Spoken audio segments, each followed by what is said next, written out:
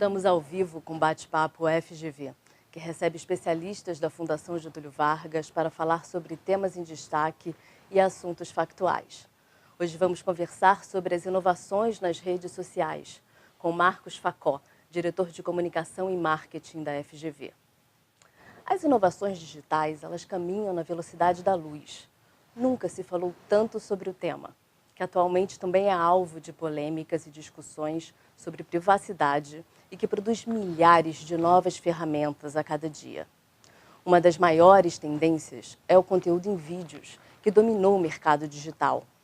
E a FGV foi uma das instituições escolhidas para iniciar o projeto de vídeos no LinkedIn, com conteúdos diferenciados e voltados ao desenvolvimento profissional. Facó, explica para a gente como é que é esse projeto e obrigada pela sua presença aqui no Bate-Papo. Eu que agradeço, Mariana. Esse projeto do LinkedIn é um projeto inovador dentro dessa plataforma que basicamente faz uso de vídeos para a comunicação, que até então era baseada em textos e imagens, ela agora passa a ter som e imagens de várias possibilidades.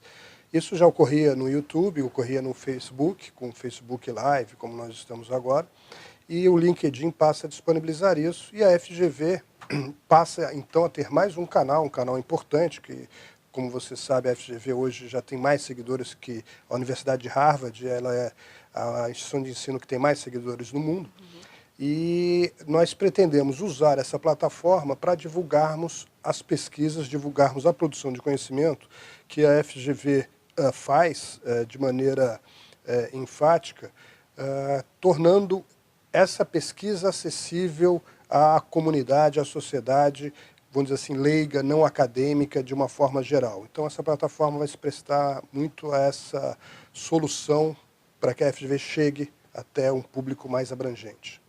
Em que momento a gente começa já a colocar esse conteúdo? Estamos começando a partir desse mês. Tá? Então, a partir desse mês, a FGV já começa a disponibilizar vídeos que já o faz no YouTube e Facebook, agora também no LinkedIn. Ótimo. Agora, todas as empresas, elas devem estar presentes nas redes sociais para que elas existam, para que elas sejam consideradas existentes no trabalho, ou existem empresas que não têm essa necessidade?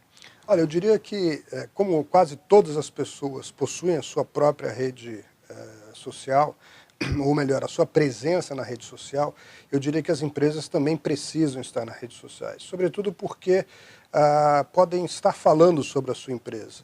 E se você não estiver presente na rede social, você não vai saber o que estão falando, ou bem ou mal, mas se você estiver presente, pelo menos o conhecimento do que está sendo dito, você vai ter e poder agir em cima, né, desse elogio ou dessa reclamação e até aprender como utilizar essa plataforma para se comunicar com o seu público. Então, eu recomendo, sim, que todas as empresas de grande porte, até empresas pequenas, estejam na rede social para se comunicar com seus clientes, seus consumidores. Independentemente do target delas?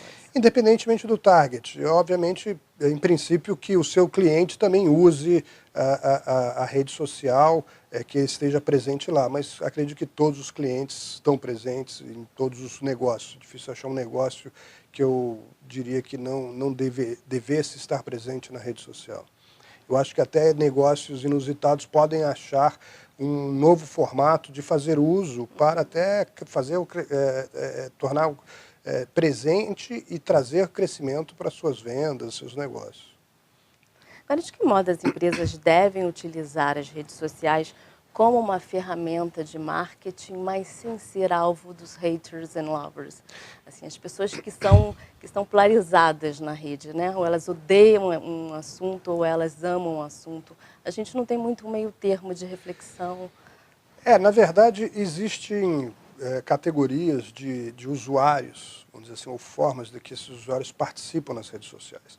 Então, quem comenta nas redes sociais, ou seja, quem posta, quem tem uma atitude proativa, participativa, de produzir posts, né, produzir conteúdo, é muito pouco, são quase 2% dos participantes nas redes sociais. Então, é uma percentagem pequena que posta ativamente. Depois você tem as pessoas que leem e fazem comentários, interagem com aqueles posts, e você tem as outras pessoas que só observam, que às vezes nem interagem com nenhum post. Então, esse debate, essa conversa na rede social, dependendo de temas, e na sua maioria, ele vem dos extremos. Ele vem ou de quem ama ou de quem odeia, né? Ou de quem vai fazer um elogio porque recebeu um excelente serviço, ou quem vai fazer uma crítica por um serviço mal prestado, né? Fazer uma reclamação. O meio, ele não é um conteúdo que esteja sendo debatido nas redes sociais. Ele é um conteúdo que não atrai a atenção dos usuários, até pela profundidade que ele tem. Agora, as questões de amor ou de ódio, elas atraem. E as pessoas se posicionam rapidamente e começa aí o debate, e é isso que faz hoje a rede social se alimentar e crescer tão rapidamente, com a produção toda feita pelos usuários. E aí é o grande risco que a gente tem, né? Através de fake news, as pessoas odiarem, amarem são dois grupos diferentes, mas que propagam muitas notícias falsas, e aí a gente tem um universo, né, de pessoas que estão debatendo que muitas vezes não sabem o que estão falando, né? E a gente tem uma propagação disso cada vez mais frequente.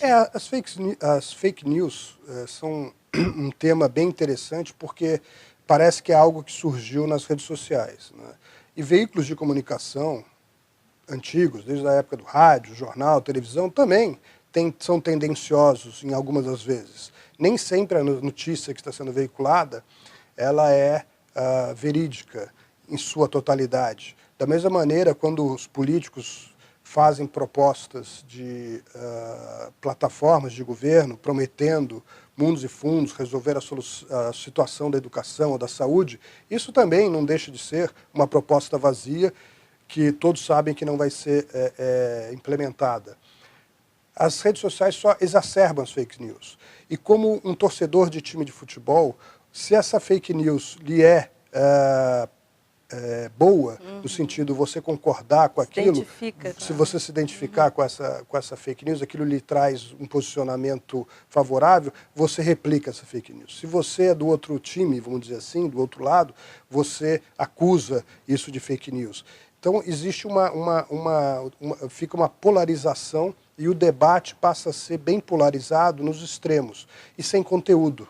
E raso, né? Exatamente. Ele passa aí aos memes, etc., a criação, invenção de situações inusitadas, mas que chamam a atenção, que, por elas chamarem a atenção, é facilmente replicável. E aí é consumida também. É um perigo.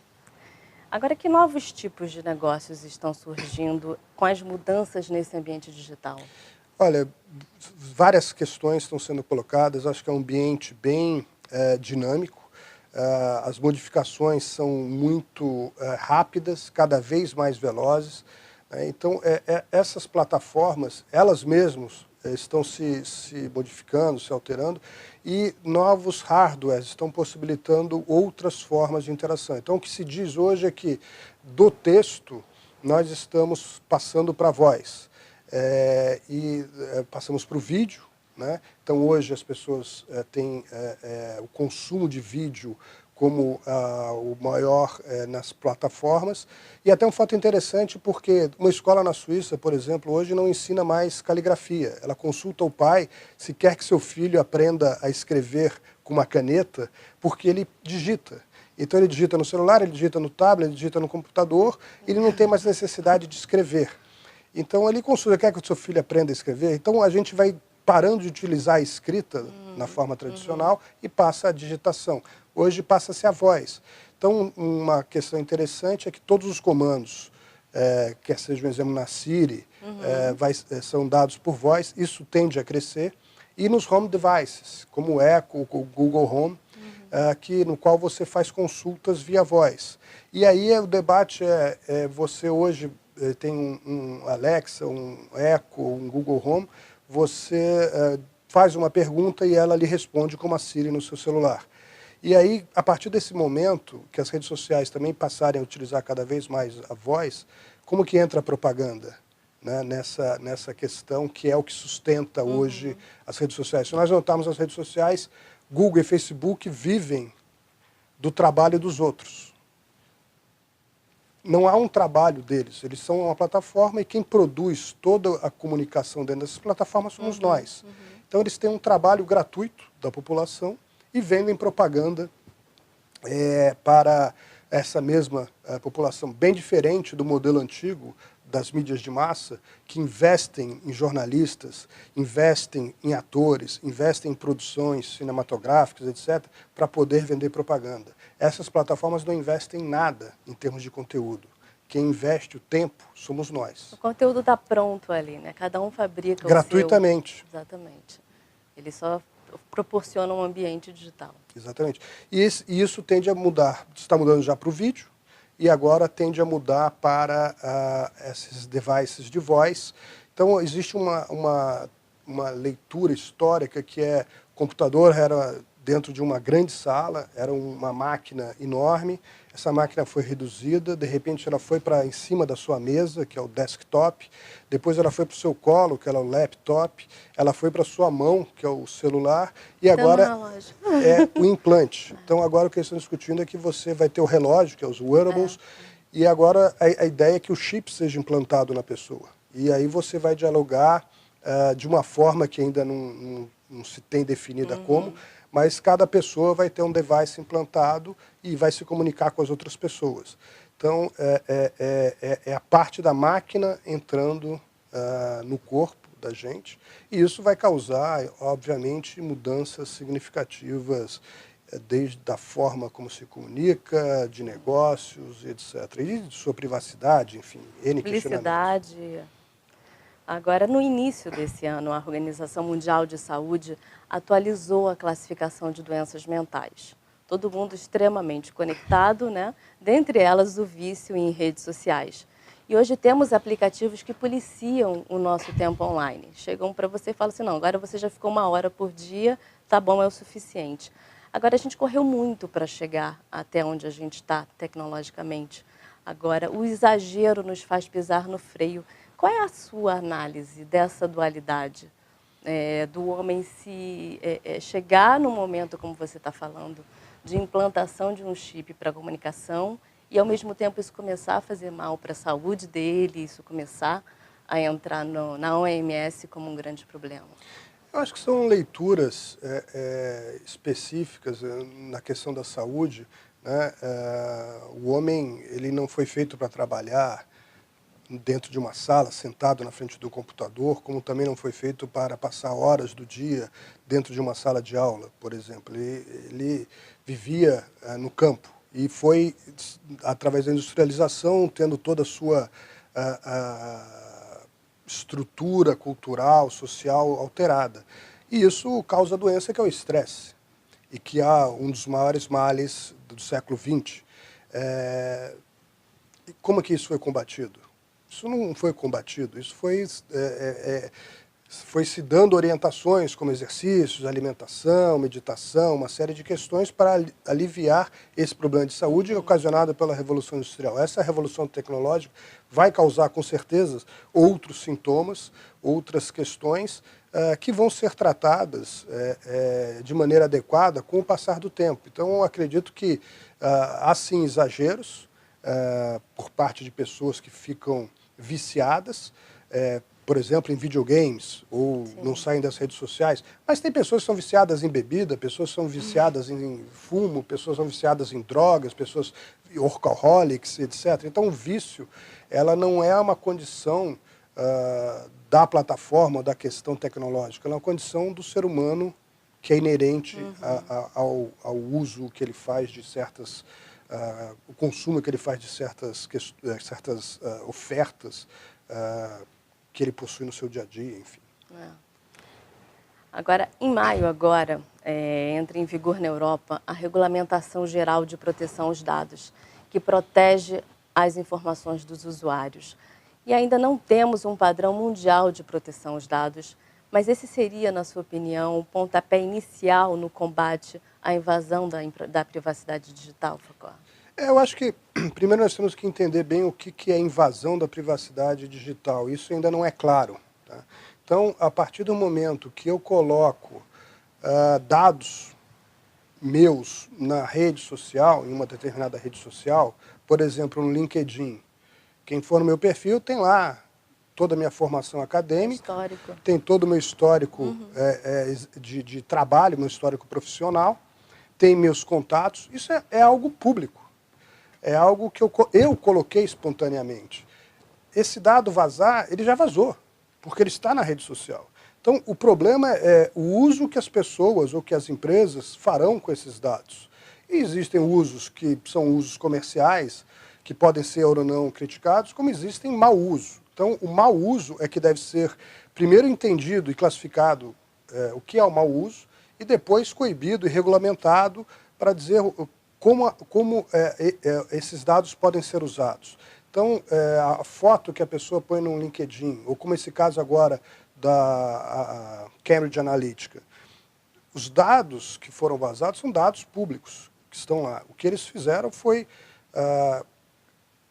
captar o comportamental psicográfico dessas pessoas e enviar propagandas de acordo com a classificação do Ocean, que é uma psicografia produzida por um professor de Cambridge. Enviando propaganda que é mais persuasiva, vamos chamar assim. Mas eles não fizeram o uso, como se diz que é quebra de privacidade, eu peguei o seu cartão de crédito e fiz compras com o número do seu cartão de crédito. Usos nocivos, Exatamente. Né? Ele fez um uso de propaganda. Quer dizer, o que era o sonho das mídias de massa terem, que não tem, não tiveram, e as plataformas digitais conseguem ter. Mas eu acho que houve um uso indevido, porque não foi previamente acordado, e inclusive o Facebook na época disse que não deveria ser feito, e eles prometeram que não fariam, enfim, e o fizeram. Né? Ótimo. A gente está conversando aqui com Marcos Facó, que é diretor de comunicação e marketing da FGV, sobre inovações nas redes sociais. Envia a sua pergunta, faz o programa com a gente está aguardando aqui a sua pergunta. Facó, a gente está falando agora desse caso recente do Facebook e da Cambridge Analytica, que levanta a relevância da preservação da privacidade nas redes sociais. Esse acontecimento acentua a necessidade de maior transparência dos termos e proteções de privacidade na hora que você vai ali concordar. Aquele li aceito, né? Quando você lê, são letras micras, pequenininhas, enormes, textos enormes, e as pessoas normalmente não leem. Existe também a necessidade de melhorar essa alfabetização digital? Sim, eu acho que isso é um ponto muito relevante. Desde da forma como que é o feito o aceite, né, das cláusulas de cada plataforma, não é uma maneira que eu ache adequada. Essa quantidade enorme de texto, o tamanho do texto, enfim, isso precisa ser pensado, revisto, e ao mesmo tempo o usuário precisa entender aonde ele está entrando, entender o que significa aquela plataforma, o que significa aquele ambiente. Principalmente com as crianças. Então, hoje você tem o jovem que entra no Twitter, que entra no Facebook, no Snapchat, no WhatsApp, na LinkedIn, e ele não entende o que está acontecendo ali, e a percepção deles, às vezes, é que aquilo é um grupo fechado, e o que ele postar ali, o que ele colocar ali, não vai ser visto por mais ninguém, só por ele. E ele não se dá conta de que aquilo ali que ele está dizendo naquele momento, quando ele tem 10 anos, 12 anos de idade, pode ser levantado quando ele tiver 40 anos de idade. Uhum. Então, este novo ambiente, ele é desconhecido pelas pessoas, ele não consegue ser interpretado de maneira adequada. E isso causa vários problemas no presente e pode causar no futuro. Né? Seria o caso das escolas terem essa alfabetização digital também, esse alerta? Eu acho que seria um melhor caminho, porque o jovem hoje ele começa a entrar na rede social desde o momento que os pais lhe dão um celular, né? E ele ganha um celular com 10, 12 anos hoje em dia, e ele passa então a entrar nessas redes sociais, a fazer compras, né? Tem casos de garotos que compram porque o cartão da mãe está ali, acabam fazendo compras porque a mãe já habilitou e gastam dinheiro dos pais sem ao menos ter ideia do que está fazendo, né? Então, sim, eu acho que a família, a escola podem e devem orientar a esses jovens como fazer uso dessas redes sociais. Maravilha. A gente já recebeu uma pergunta. Sobre o meio de comunicação em vídeos, você acha que vai substituir os textos ou vai ser apenas um complemento? Olha, ele já está substituindo, né? Então, é muito mais fácil você digerir um conteúdo em vídeo do que um texto. O texto você elabora. As pessoas têm preguiça mental. Então, é muito mais fácil você consumir algo que já é mastigado, como o visual, o áudio, né, de uma forma rápida. Então, a tendência são vídeos, às vezes sem som até, no qual a mensagem pode ser passada sem a necessidade de áudio, e curtos, porque a atenção também hoje das pessoas na plataforma que eles consomem, que é o celular, é muito curto. Então hoje 80% da receita do Facebook em publicidade vem de aparelhos móveis. Então já é uma mudança significativa do comportamento dos usuários. Muitas pessoas deixam de usar o computador hoje e só usam o celular. Sim, não há necessidade mais de usar o computador. Jovens basicamente utilizam o celular só quando eles têm uma necessidade de ler textos maiores ou uma planilha ou algo mais complexo, eles fazem uso de desktop ou de notebook, enfim, o que seja. A vida é resolvida no celular. Falando nisso, na sua opinião, qual o caminho da inovação do marketing nas redes sociais nos próximos anos? No que ele pode se diferenciar, no que ele deve se diferenciar do que é feito hoje? Ele vai se diferenciar, quer queira, quer não queira, porque existe uma questão que está premente, a inteligência artificial e o machine learning, né, o aprendizado das máquinas. E essas plataformas todas estão começando a fazer uso dessa tecnologia, dessa inteligência artificial. Então é interessante esse tema, Marina, porque se você pegar, por exemplo, o Google hoje, a proposta do Google é que no AdWords, que são as propagandas nas buscas, né, com texto, hoje essas campanhas são administradas por pessoas, manualmente.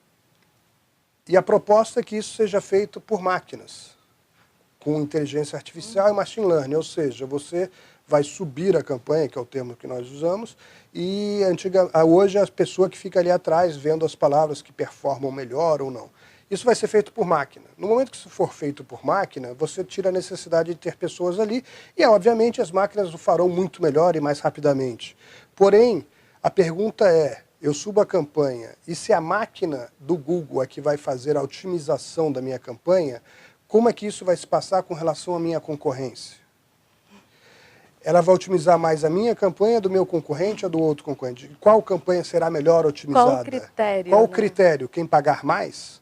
Então hoje é aquela coisa, você colocar 2 times de futebol de robôs, qual o que ganha? Com a mesma inteligência, né? Então é quase que um empate. Melhor programação? Pois é, então como é que isso vai ser? Então essa é uma questão, uma incógnita, e isso vai afetar todo o mercado de publicidade, desde as agências, com perda de empregos, etc., de posições, aos anunciantes e mesmo às plataformas, né? Então, eu brinco até que as campanhas são disponibilizadas e agora a função do profissional de marketing é rezar para que aquilo ali dê certo.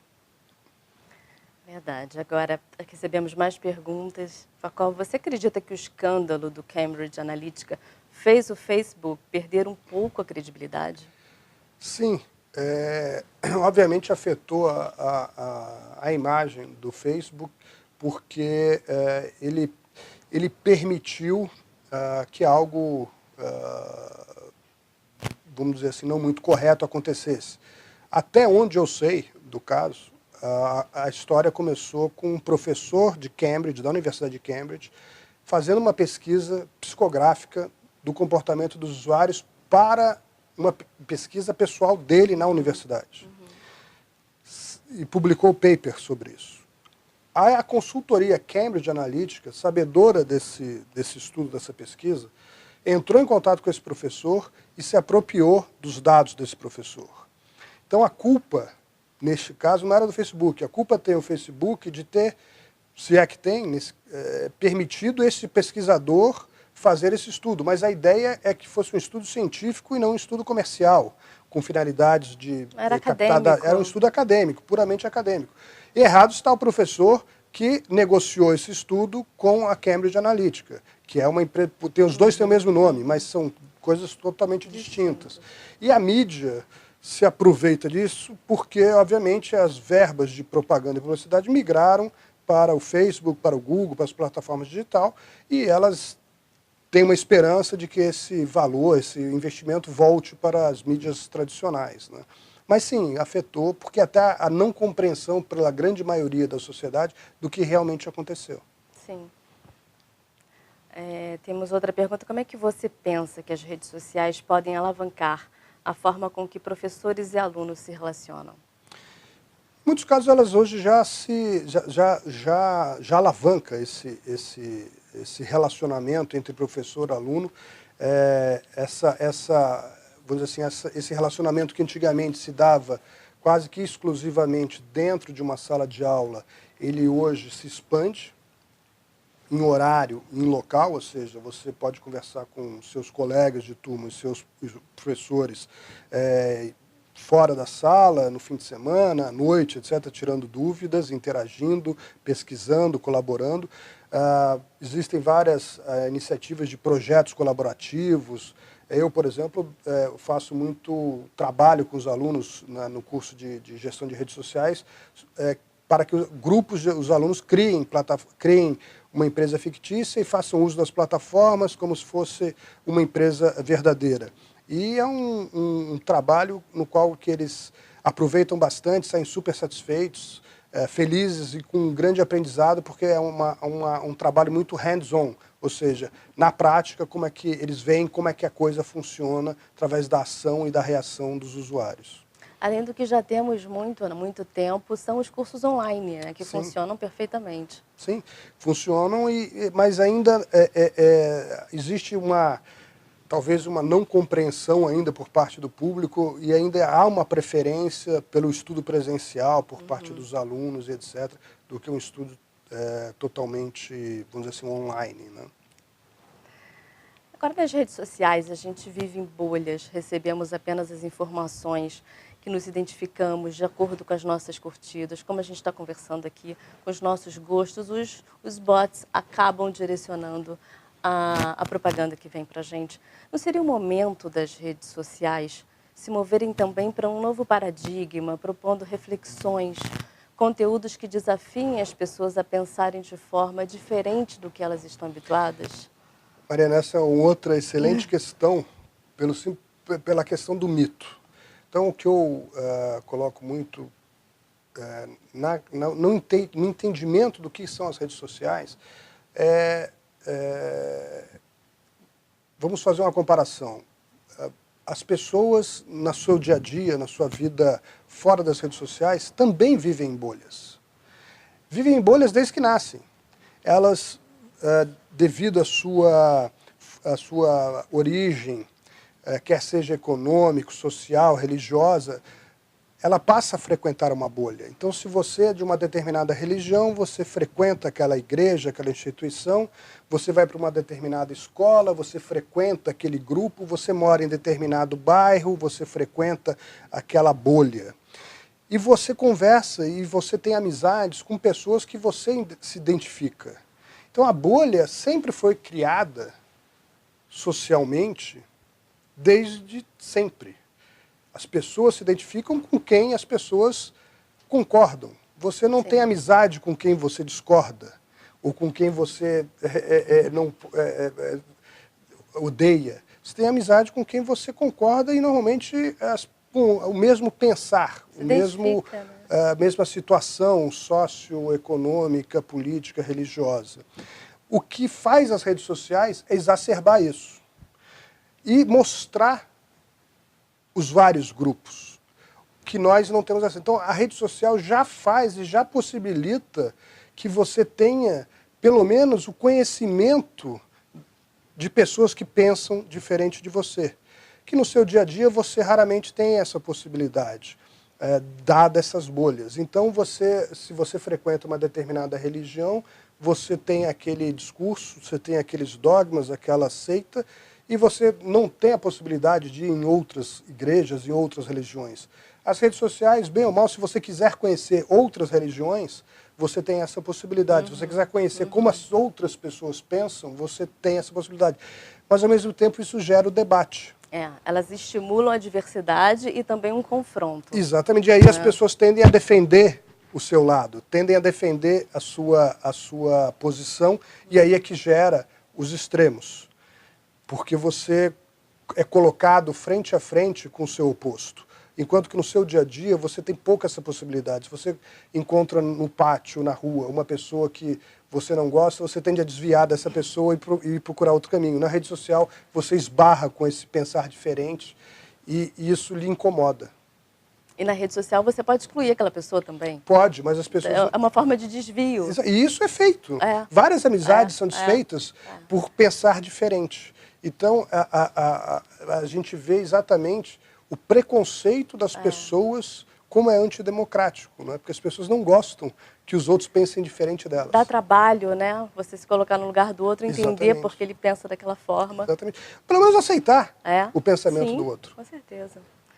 Temos uma nova pergunta. A nova rede social Vero pode ser uma ameaça para o Facebook, Instagram e também para a publicidade online, já que ela promete não ter anúncios? Ela pode ser uma ameaça. Eu pessoalmente, entrei na Vero, ainda não vi nada significativo acontecendo. É um business baseado em mensalidade, paga pelo usuário. E é aí que entra a questão. A tendência das pessoas é procurar o gratuito. Mesmo que esse gratuito tenha propaganda, como é o caso de várias plataformas que oferecem o ad-free ou você tem de gratuito com propaganda. E várias pessoas têm Spotify, por exemplo, hoje com propaganda porque não querem pagar a mensalidade. As que se opõem à propaganda pagam e não tem aquela propaganda.